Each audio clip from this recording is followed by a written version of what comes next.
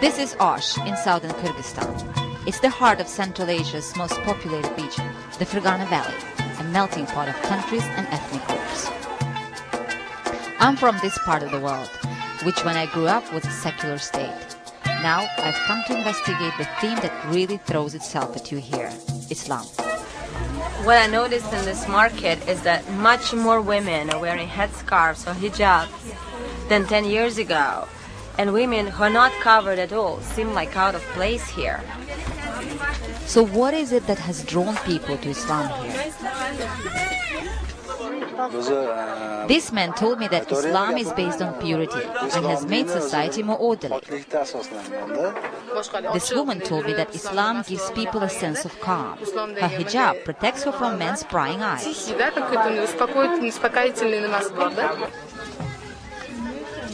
Then I found a hijab stall.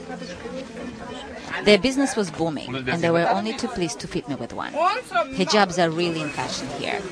But as the patron told me, there is a more profound reason. If you're a Muslim woman like me, it's your duty to wear one.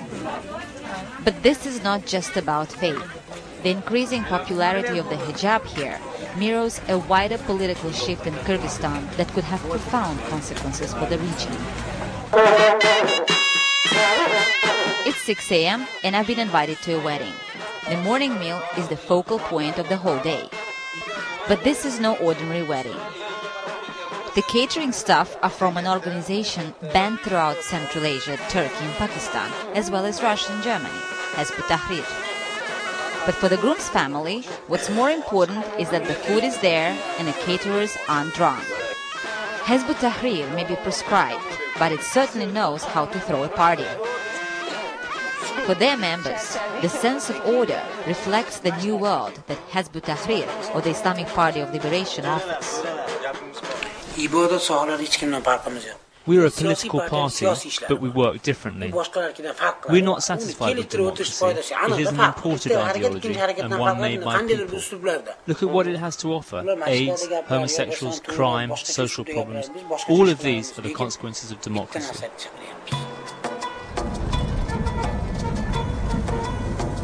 This barren, hot and impoverished hills of Central Asia used to be a sleepy backwater of the Soviet Union.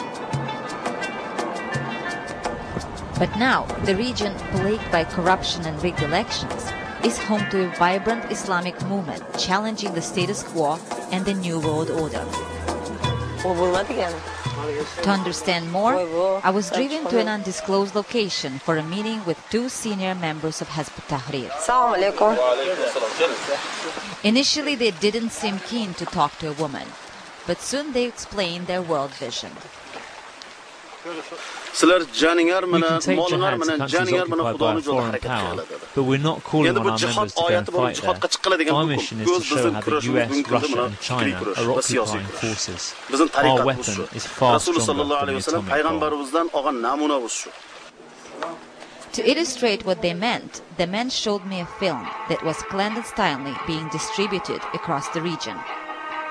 It began by claiming that the British, French and Russian empires conspired to destroy what is known as the Khilafah, or Islamic rule, across the Muslim world. The film then showed violence in Iraq, Afghanistan, Palestine and Chechnya. Attacks on the Muslim nation as they see it.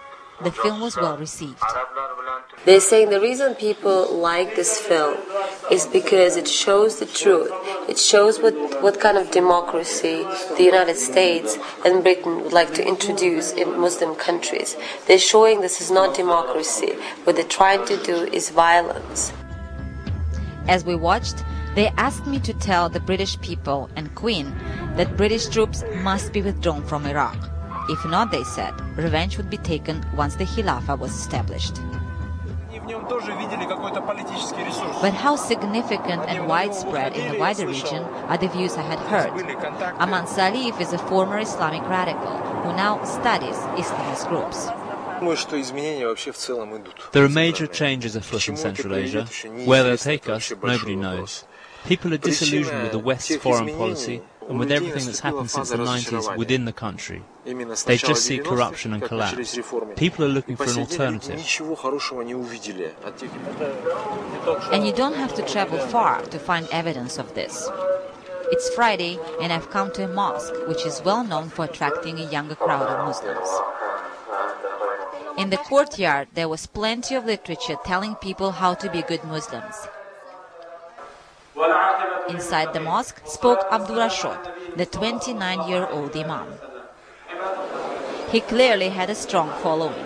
I asked him what role he saw Islam playing in today's Kyrgyzstan. In Kirgisistan, the official position is that there should be no politics in the mosque. But the whole point of Islam is that it is not only a religion, but it offers guidelines to the way people should live. Islam answers every question in life. Then I asked him whether he would like to live in an Islamic state. Of course, any Muslim who says there is a better regime than an Islamic state has to leave the Islamic nation.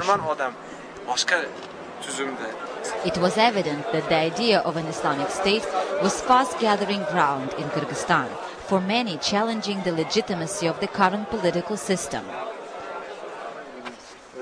It is a sentiment that is increasingly worrying the authorities. Shakir Zulimov is the regional head of a police department specifically established to combat religious extremism. He told me Hezb Tahrir was of particular concern. Until last year, we just thought that Hezb Tahrir was involved in propaganda and leafleting. Then we found out members were involved in plans for terrorist attacks in Kirgisistan. This year, a big Hizb Tahrir event in Indonesia called for a khilafah across the whole world. So we're expecting an escalation. Since the end of the Soviet Union, much of Central Asia has seen its economic fortunes, political freedoms and social development tumble. Analysts put 4 of the region's nations in the 20 most corrupt countries in the world. For many, Islam is the solution. Could it be that the next revolution here will be Islamic? The mood is certainly ripening.